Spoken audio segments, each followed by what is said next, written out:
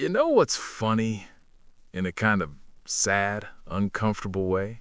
Most people think being broke is about not having enough money. That's not it. That's not even close to it. I've watched people who make $30,000 a year build real security, and I've watched people who make $200,000 live like they're one missed paycheck away from disaster. So if it's not about the number, what is it actually about? I'm gonna tell you something that might piss you off, and if it does, good. That means you're paying attention. The reason most people stay broke has almost nothing to do with their job, their luck, or their circumstances. It has everything to do with who they become when no one's watching. Hey, I'm Jordan. I need to say something before we get into this. I've been broke, like really broke. Not I can't afford the nice apartment broke, like I'm doing math in the grocery store to see if I can afford eggs and also pay my electric bill broke. And here's what I learned from that period of my life that I didn't expect. Being broke isn't a financial state. It's a psychological state. It's a series of tiny decisions you make every single day that you don't even realize you're making. And those decisions stack.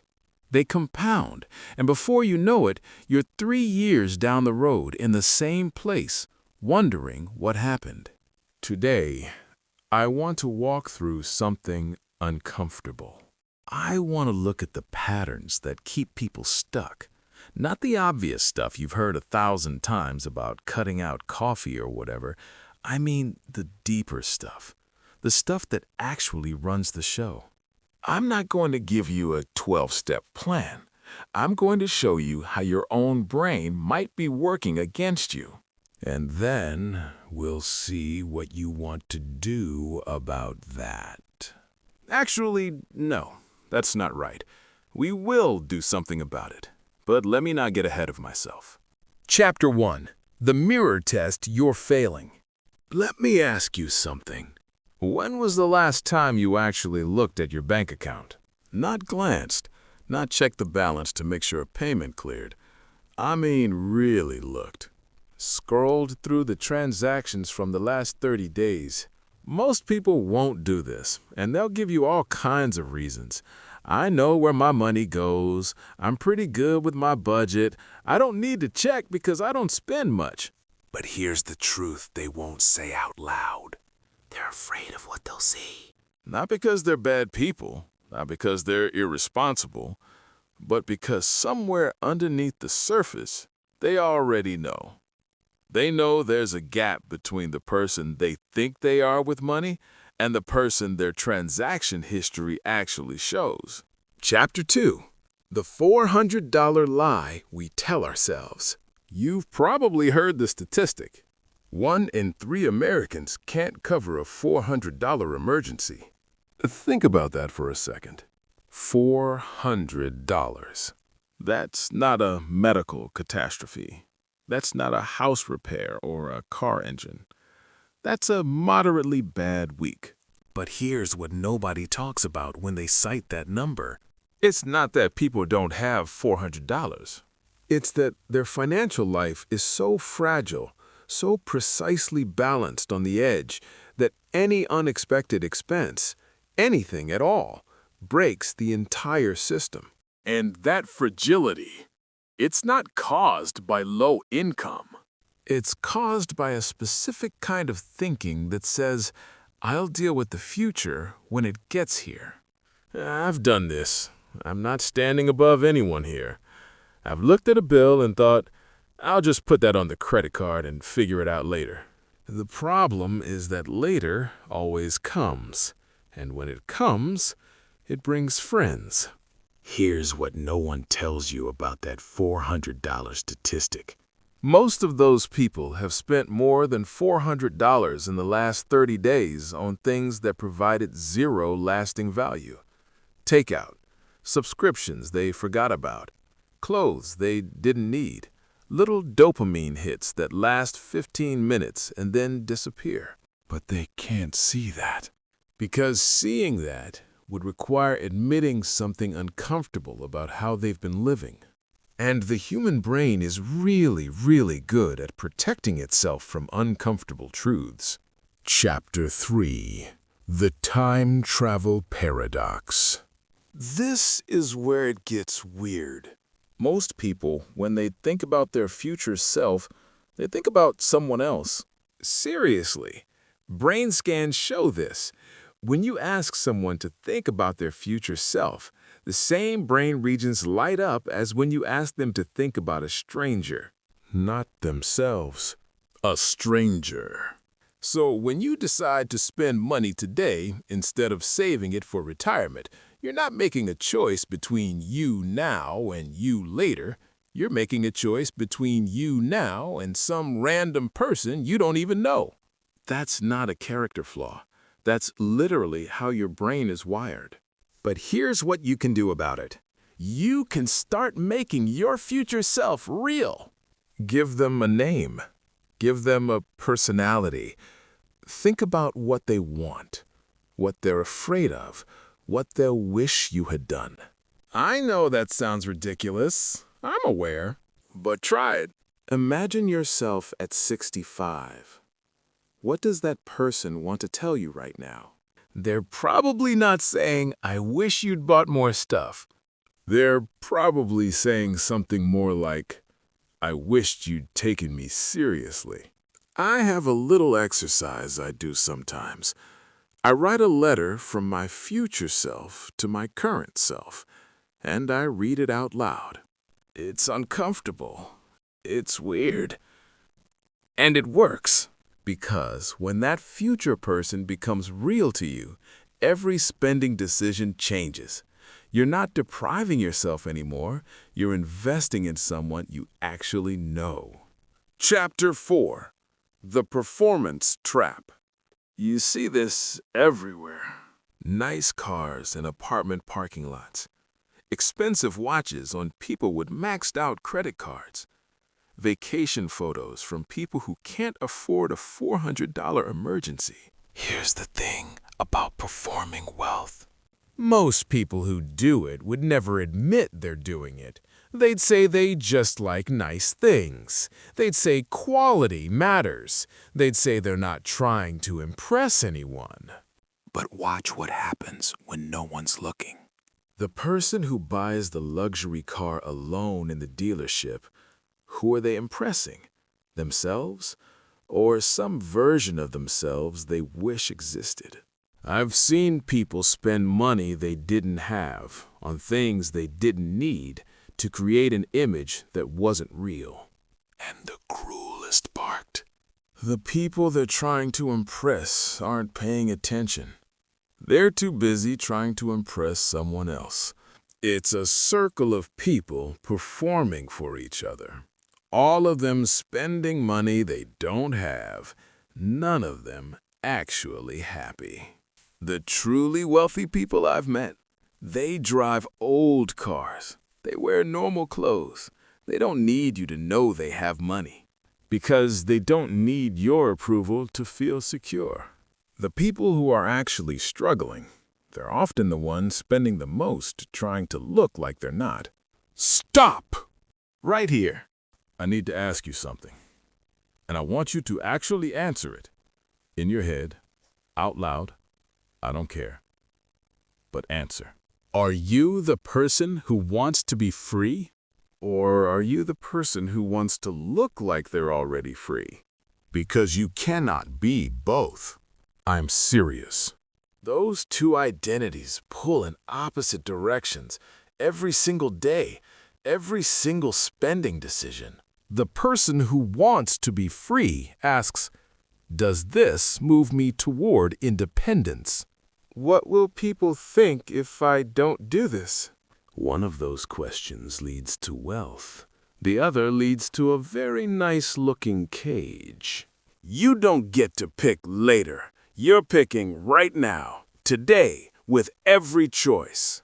So, which one are you? I want you to do something for me. Go into the comments and type either the word free or the word look. Just one word. Not a sentence, not an explanation, just what you chose. And here's why I'm asking you to do this. Because making it public, even anonymously, even to strangers, changes something in your brain. It locks in the choice. It makes it real. Don't think about it too much. Just pick. Free or look. I'll wait. Okay, moving on. But you made a choice. Remember that. Chapter 5. The Order Problem. Most people pay the world first and themselves last. They get paid, they pay rent, they pay utilities, they buy groceries, they cover the minimum payments on their cards, they handle everyone else's claims on their money. And then, if anything's left, they might put a little into savings. Nothing is ever left. This isn't a math problem. It's a priority problem. You're treating your own future as an afterthought, and the world is happy to take everything you'll give it. The fix is almost insultingly simple, but simple doesn't mean easy. Pay yourself first. Before rent, before groceries, before anything. Decide on an amount. Even $50, even $20. And the moment money hits your account, that amount leaves, goes to savings, goes to investments, goes somewhere your future self can use it. Then you live on whatever's left. Here's what happens when you do this. You get creative. You figure out how to make it work. You cut things you didn't think you could cut. You find ways to earn more. Not because someone told you to, because the money for your future is already gone. It's not sitting there tempting you. It's not available for impulse. You've made a decision, and now you're just executing it. The wealthy don't save what's left after spending. They spend what's left after saving. That's not a quote. That's just how the math works. Chapter 6. The Quiet Violence of I Deserve This. This one's gonna step on some toes. There's a phrase people use to justify almost any purchase. I deserve this. Hard day at work? I deserve this takeout. Got a bonus? I deserve this nice thing. It's been a rough month. I deserve this escape. And look, I'm not saying you don't deserve good things. You do. But here's what I deserve this has become. It's become a permission slip, a way to bypass your own judgment, a spell you cast on yourself so you don't have to ask the harder question, which is, what do I deserve more? Because you can't have everything. You can't deserve the vacation and deserve the investment account and deserve the emergency fund and deserve the new phone and deserve the financial freedom. At some point, you have to choose what you deserve most. Most people never do that. They just keep saying, I deserve this over and over until they've deserved themselves into exactly the same place they've always been. I'm not being harsh for no reason. I've done this. I've told myself I deserved something when the real truth was I just wanted it and didn't want to feel bad about wanting it. But wanting isn't the same as deserving. And deserving isn't the same as choosing. Chapter 7. The Story of Derek. Let me tell you about someone I'll call Derek. Derek worked at a mid-sized company, made good money. Not rich, but solid. Enough. And Derek had a philosophy he'd repeat to anyone who'd listen. I work hard. I should enjoy my money. Life's short. On the surface, that sounds reasonable, even wise. Who wants to grind their whole life and never have any fun? So Derek got takeout 4 times a week, bought the new iPhone every time it dropped, took a nice vacation every year, drove a leased car he couldn't really afford, told himself he deserved all of it. And here's what's interesting. Derek wasn't stupid. He knew about saving. He knew about investing. He'd watched a few YouTube videos. He'd nod along when someone talked about compound interest. But knowing and doing are two different countries, and Derek never bought a ticket. After 2 years of this, Derek checked his savings account. $800? That's not a typo. $800 after 2 years of a solid income. He had some memories. A phone that was already outdated, a car he didn't own, and the exact same financial stress he'd started with. I remember him telling me once, "I don't get it. I'm not buying anything crazy." And that's the trap. That's the trap. He wasn't buying anything crazy. He was just buying something small all the time, every day. Death by 1,000 paper cuts. Except the paper cuts were $5 here, $40 there, $300 on a weekend trip. Here's what kills me about Derek. If you asked him after 2 years if he regretted anything, he'd probably say no. He'd say he enjoyed his life. He'd say you only live once. And he's not wrong about that. But YOLO cuts both ways. You only live once, so what are you building with that one life? Derek built a pile of used stuff and a lease payment. He didn't fail because he was lazy. He didn't fail because he was dumb. He failed because he never made his future self matter as much as his present self. And that's not a money problem. That's an identity problem. Chapter 8. The education gap that isn't about school. People say schools should teach personal finance. And they're right. They should. But that's not the real problem. The real problem is that most people stop learning about money the moment they stop being forced to learn anything. You graduate, you get a job, and then nothing. No more financial education, no more updates, just whatever you picked up along the way, and whatever your parents taught you, which might have been wrong. The financial world changes. Tax laws change. Investment options change. The economy changes.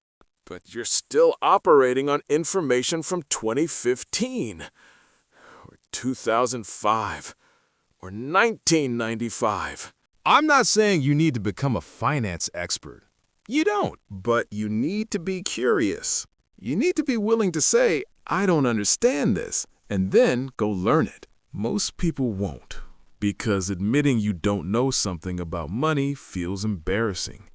It feels like you should already know, like everyone else figured it out, and you're the only one who didn't. Here's the truth. Nobody tells you.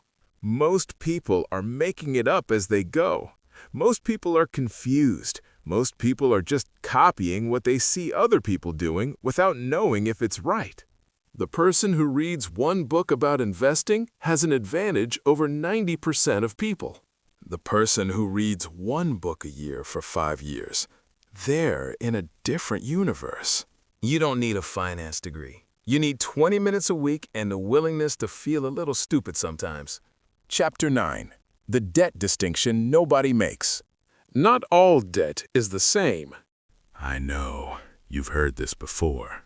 But hear me out, because most people get the application wrong. There's debt that buys things that go up in value or produce income, a reasonably priced house in a growing area, student loans for a degree that actually increases your earning potential, a loan for a business that makes money. That's not fun debt. It's not something to seek out, but it's also not the same as debt that buys things that go down in value. Cars, vacations, clothes, electronics, restaurants. Here's the test I use. If what you're borrowing for will be worth more tomorrow than it is today, or will help you earn more tomorrow than you earn today, it's worth considering. If what you're borrowing for will be worth less tomorrow, and you'll also pay interest on top of that loss, run. I've taken on debt that was smart. I've taken on debt that was stupid. I know the difference in my body now. The smart debt feels like a tool. The stupid debt feels like a weight. But you can't feel the difference until you've experienced both. So maybe just trust me on this one. So here's where we are. We've looked at some uncomfortable stuff. The mirror you don't want to look into. The future self you treat like a stranger. The performance that's draining you. The order problem. The I deserve this trap. Derek. The education gap. The debt distinction. And I know some of this probably hit. Some of it might have made you defensive. Some of it might have made you angry. Some of it might have made you feel seen in a way that's not entirely comfortable. Here's what I want you to take with you. You are not your patterns. Your patterns are just habits, repeated behaviors, and habits can be changed, not by willpower alone, not by gritting your teeth and trying harder, but by changing the identity underneath. The person who wants to be free makes different choices than the person who wants to look free. The person who takes their future self seriously makes different choices than the person who treats the future like a problem for later. You already chose earlier, free or look. Now you have to live like that choice meant something. If this video meant something to you, if something in here hit, I want you to do two things. First, go back to that comment you left, the one with free or look, and underneath it, write one change you're actually going to make, one small thing, not a whole life overhaul, just one thing. Second, if you want to go deeper with me on this stuff, hit subscribe, not because I want the number, because I make these videos for people who are actually trying to change, and that's who I want in this community. Here's what I want you to think about tonight. Not tomorrow, not next week, tonight. What would your life look like in 5 years if you made every decision based on who you want to become instead of who you've been? Don't answer that here. Answer it somewhere private, somewhere you can be honest. In my next video, I'm going to tell you about something I learned the hard way. Something about why most people who try to change their finances fail within 30 days. And it's not what you pick. It's not about discipline. It's not about motivation. It's about something most financial advice completely ignores. All right. That's what I've got for you today. Thanks for staying with me through all of that. I know it wasn't the usual shiny, happy finance content. But I don't think money is a shiny, happy topic. I think it's a messy, emotional, deeply human topic. And I think you deserve someone who talks about it that way. Take care of yourself. Take care of your future self. They're counting on you. This is Jordan. Go do something today that your future self will thank you for. See you in the next one.